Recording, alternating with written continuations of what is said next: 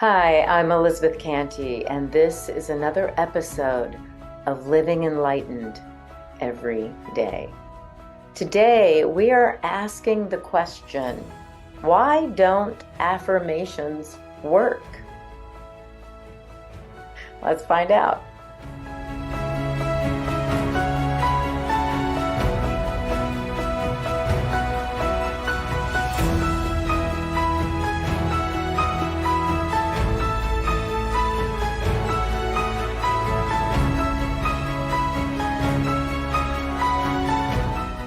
Hi, I'm Elizabeth Cantey, and I love helping people love their life and live their passion by integrating spirit, mind, and body.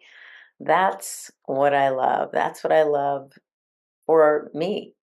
That's what I spend my life, my time, my energy doing. Just that wonderful integration of spirit, mind, and body, knowing that there is an incredible flow to life, that I am in it, as it, of it, and it is in me. There is no better feeling than sensing and feeling and knowing wholeness, regardless of how life is showing up, of what is going on all around me. I am resting in this wholeness or oneness of life. I invite you to explore this podcast by asking the question, who are you being as you are listening? I asked that question last week. That was the name of the talk last week. Who are you being? So I explain it. If you missed it, check that out. I'll have it in the show notes. But essentially, it is, how are you listening to this? Are you being open? Are you excited? Are you going to learn something? Do you know you're going to hear something that will serve you? And I invite you to listen from that perspective, to be that space of generous listening. And we are exploring the question, why don't affirmations work? Because let's face it, like any uh, practice, we can call it a spiritual practice, a psychological practice, a positive thinking practice, whatever you want to call it. If it worked all the time, everybody would do it. They'd be teaching it in kindergarten. But it doesn't always work for everyone, including myself.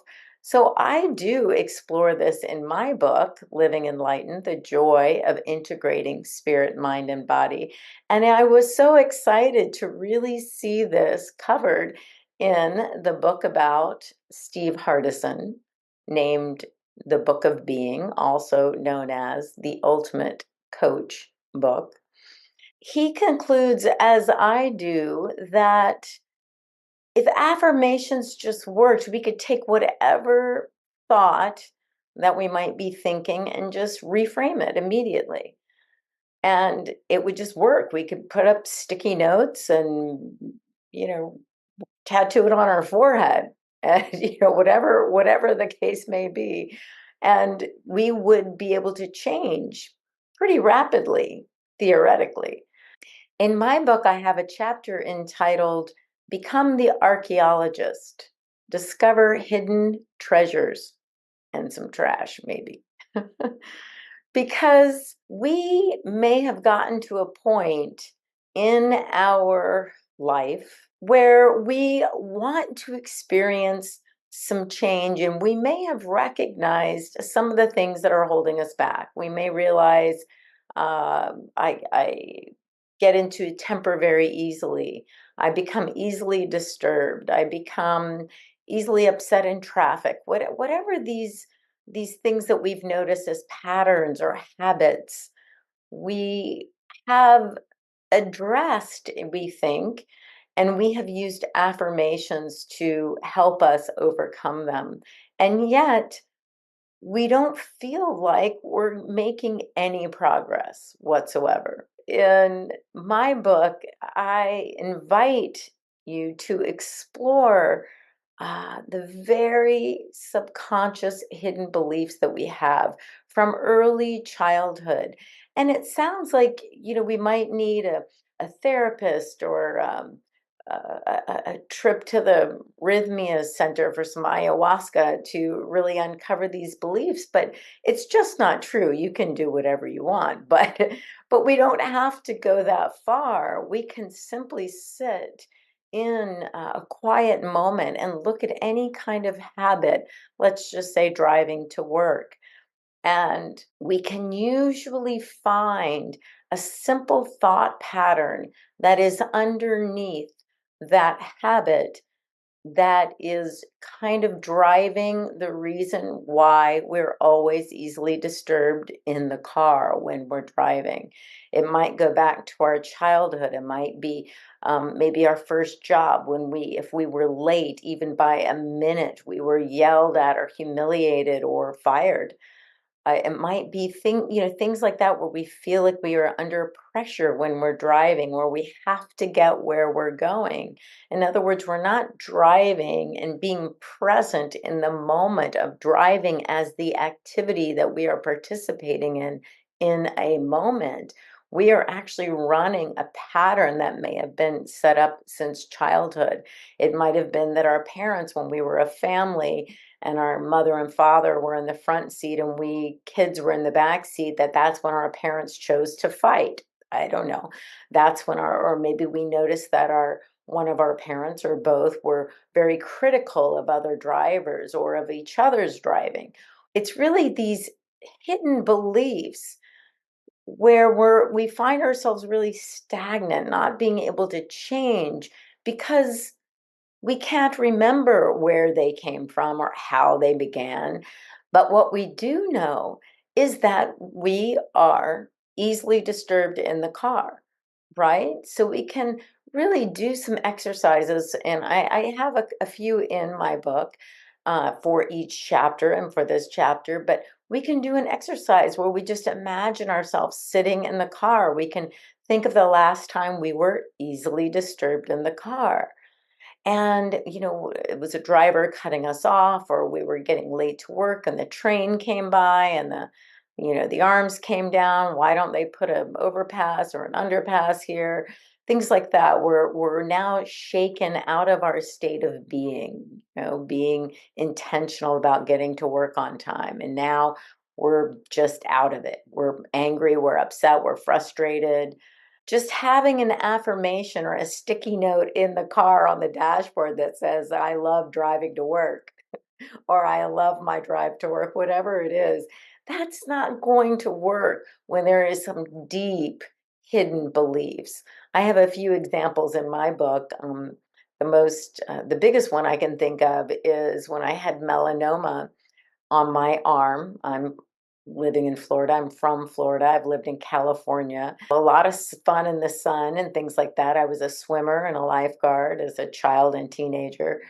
I never thought of cancer. It's not something I think most kids think of. And it wasn't really popular, the idea of sun cancer or skin cancer, until I was around 11 or 12. And my mom, who was very aware with the news media, back in the Walter Cronkite days. Is that his name? I hope I'm saying that right. Just a little before my time. When she found that out, she would say, put your sunscreen on or you're going to get skin cancer. Put your sunscreen on. You got to put sunscreen on or you're going to get skin cancer. Look, you burned your skin. You're going to get skin cancer. Now, as a normal teenager, I didn't pay too much attention to what she was saying. I did try to put my sunscreen on. I was a lifeguard. That was back in the days of the colored zinc oxide and everything else we would try to put on. There wasn't a whole lot of product at the time, but I did my best. And as the years went by, the products improved, and I ended up putting on sunscreen all the time. I left out the fact that my mom used to say, or you'll get skin cancer. I left that out, but I kept putting on the sunscreen.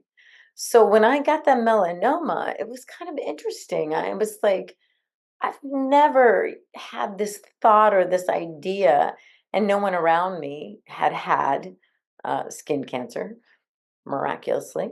But I just did a meditation. I just looked at that situation, looked at putting on sunscreen, looked at the times that I didn't, and I could hear that voice.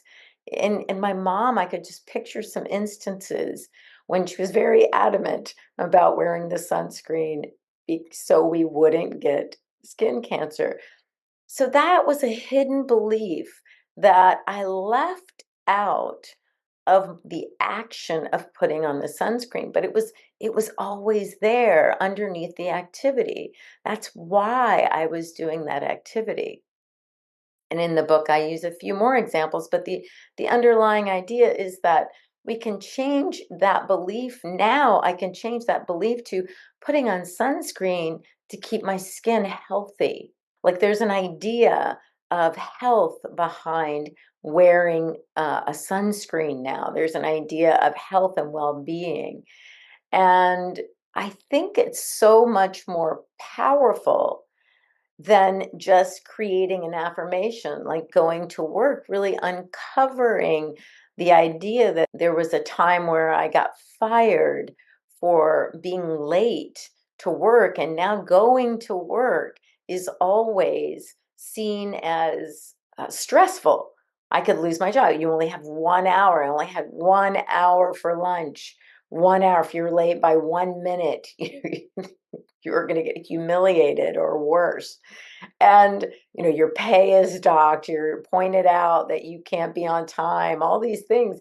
And so driving at your lunch break or driving to and from work just becomes an activity. We end up focusing on what's in the way so that I don't get fired. What could happen so that I don't get fired? What could happen so that I'm not late even by a minute?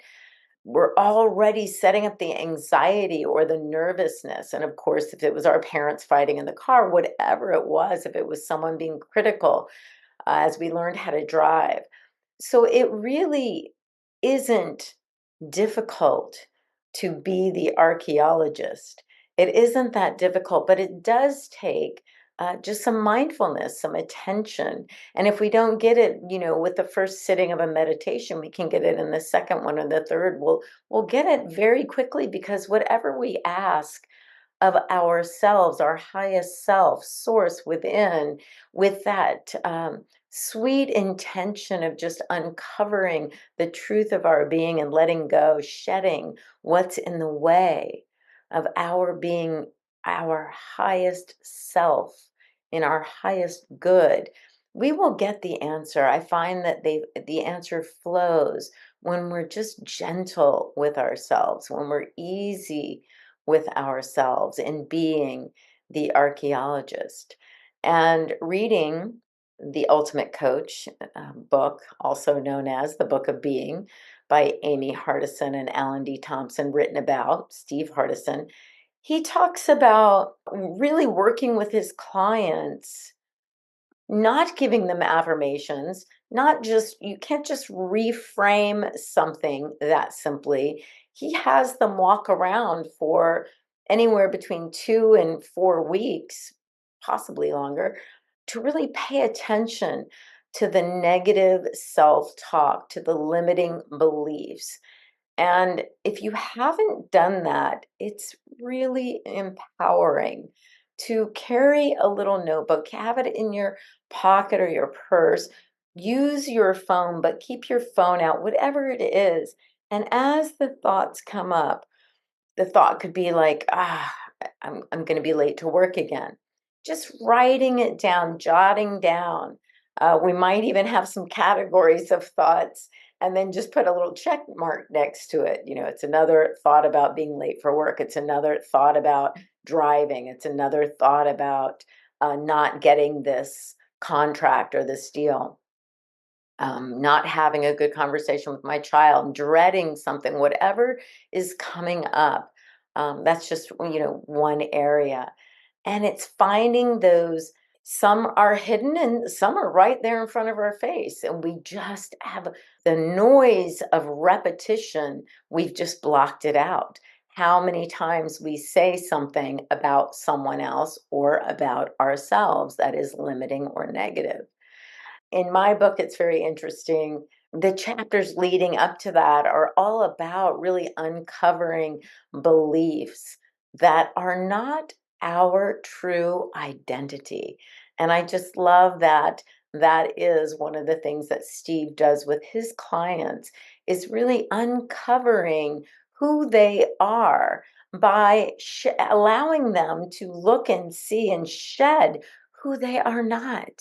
We are not the experiences that happened to us. We have ideas about those experiences. We have created thought patterns around those experiences. We have created habits around those thought patterns. We have a lot of conditioning around our thoughts about those experiences.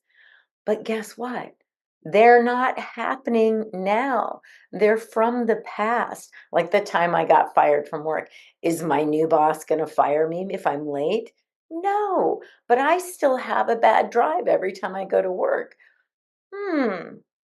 That could be time to let that go, to uncover the reasoning behind my anxiety or frustration while I'm driving. This is making sense, right? And sometimes most of us just take it for granted that, well, it's a hard drive. It's 40 minutes and two freeways getting to my workplace. So it's always going to be frustrating or difficult. There's always going to be an accident. There's always going to be this. There's always going to be that. Really? That's not life. That's not how life is. That's how we think. Life is just being life.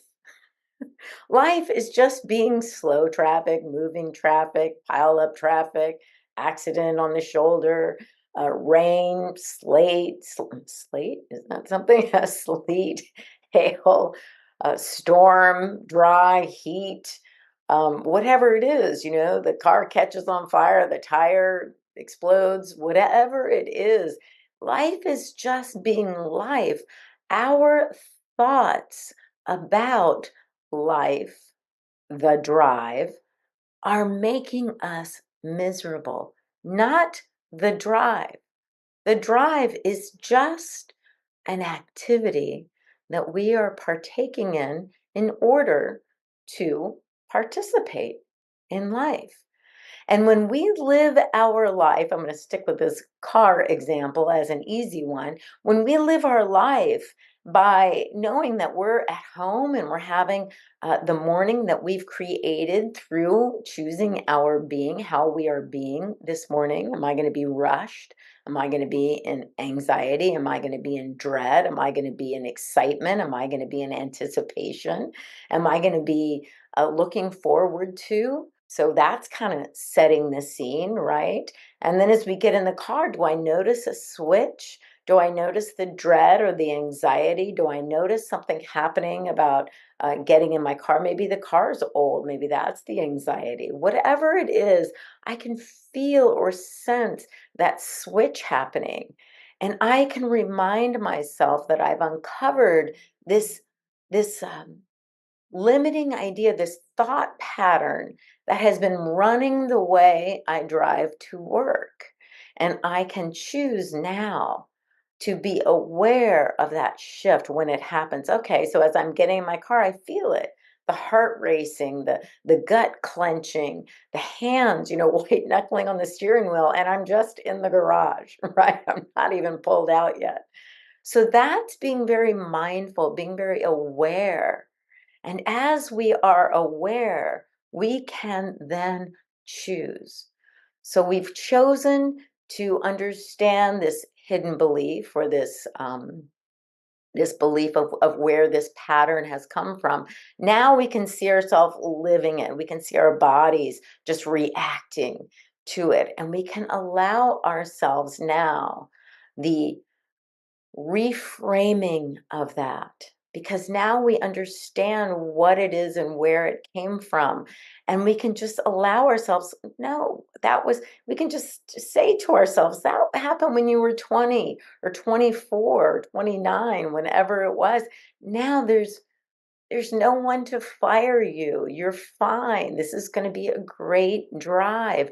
We can relax. When I say we, I'm talking usually to my inner child, or just the royal we, us, the committee in here.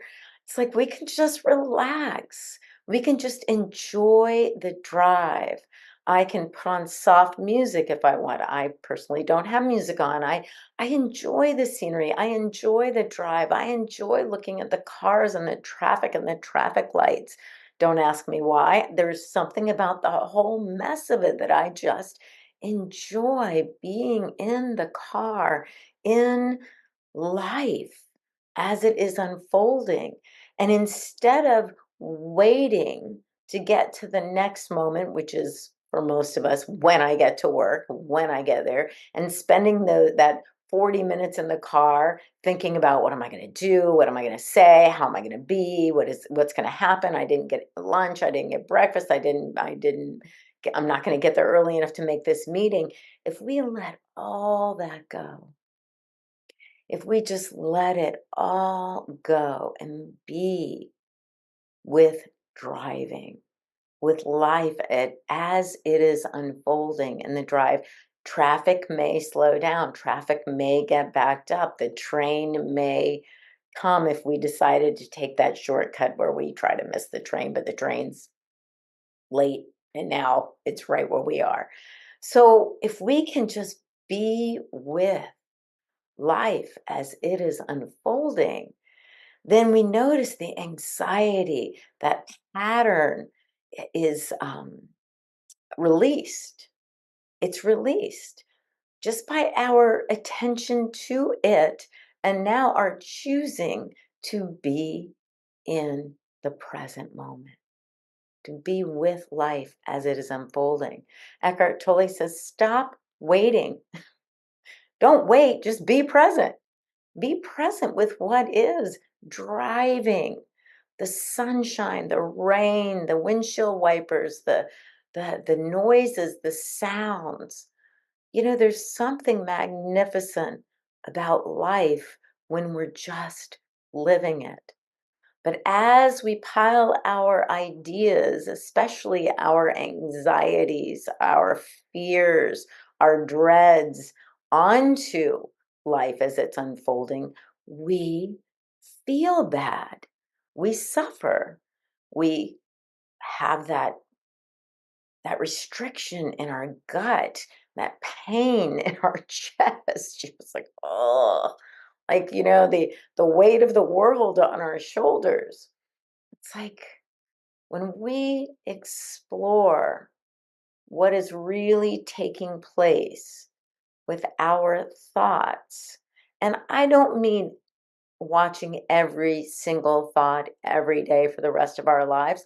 It's not how it happens. As soon as we become aware of just the places where we are experiencing this sort of repetitive anxiety, let's call it. It could be a very low level. Most people won't even call it anxiety.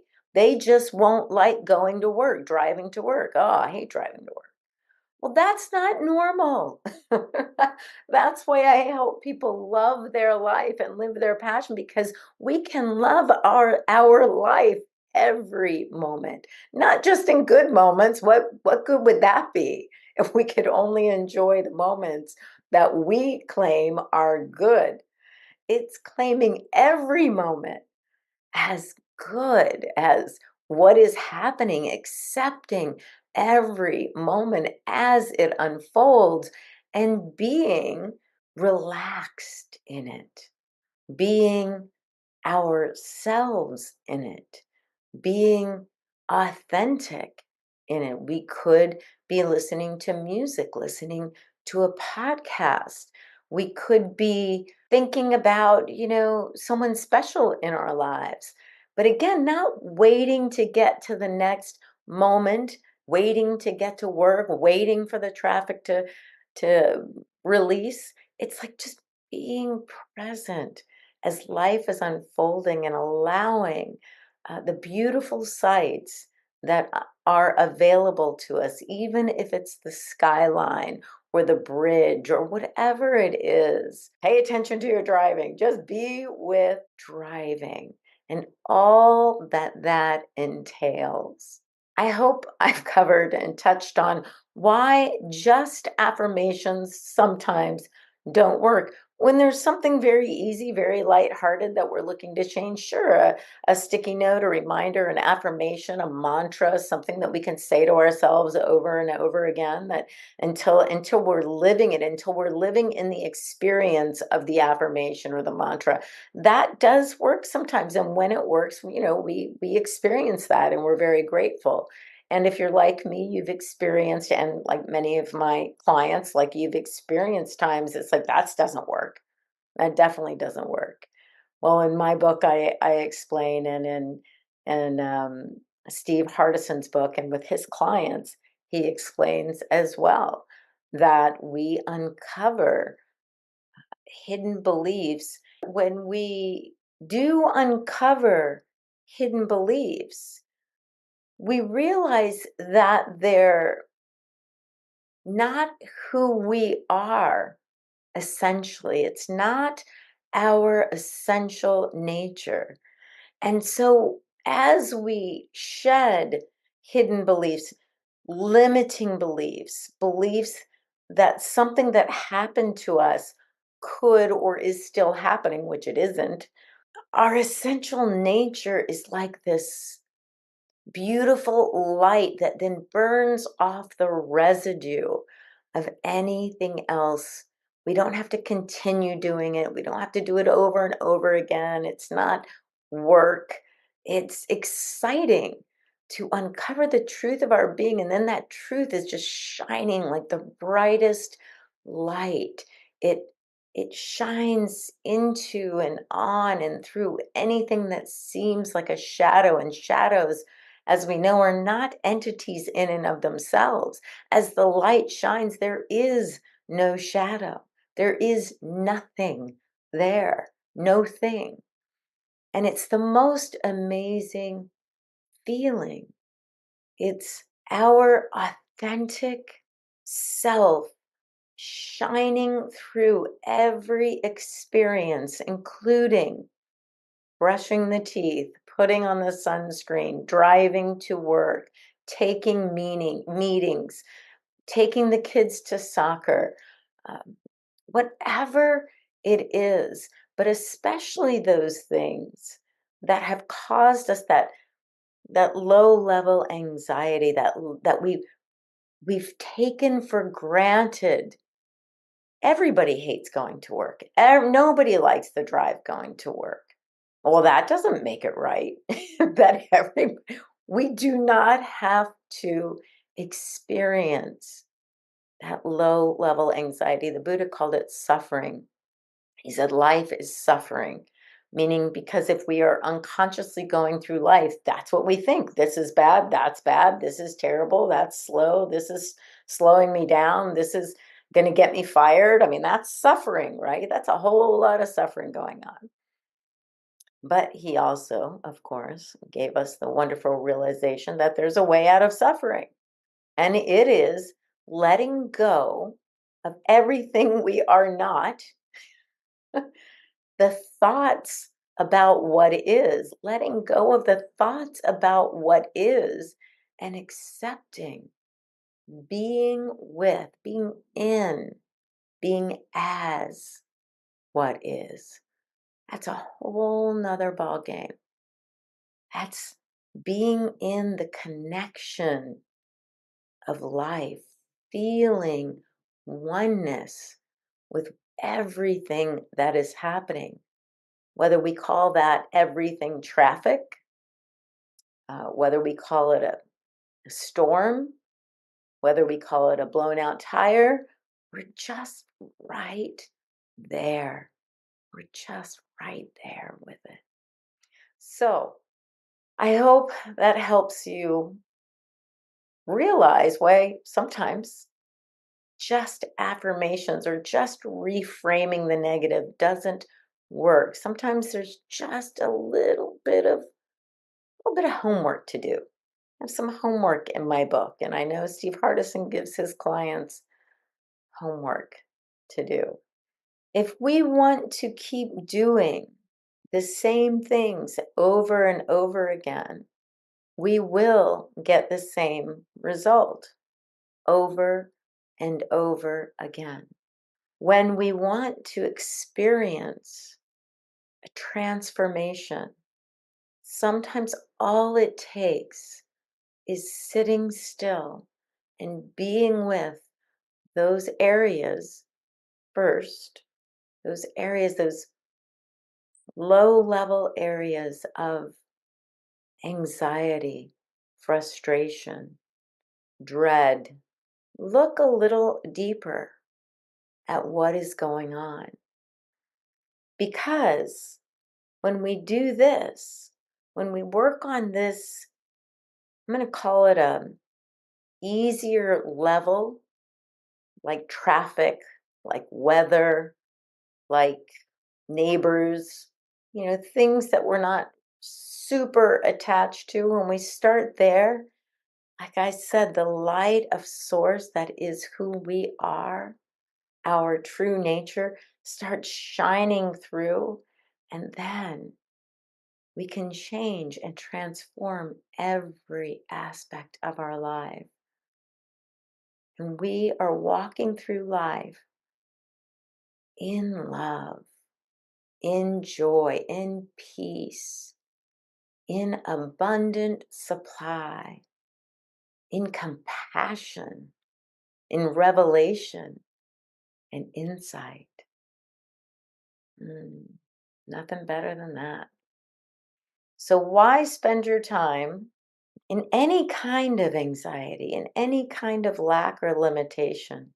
I invite you to become the archaeologist, to dig deep sometimes, and you'll find some hidden trash.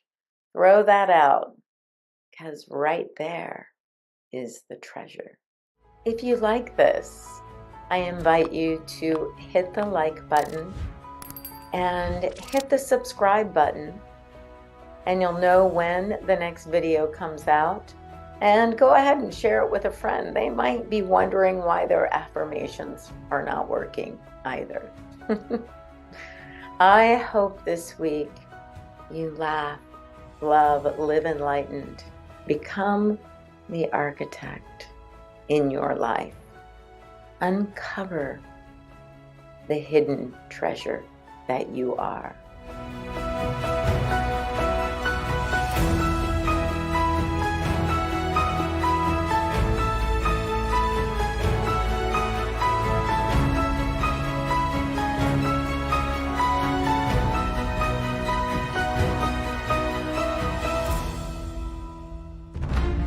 Thanks for watching. Join us again next Tuesday at 7 a.m. Mountain Time for Living Enlightened with Elizabeth Cantey. Integrating your spirit, mind, and body. Learn more at www.ntmedia.org.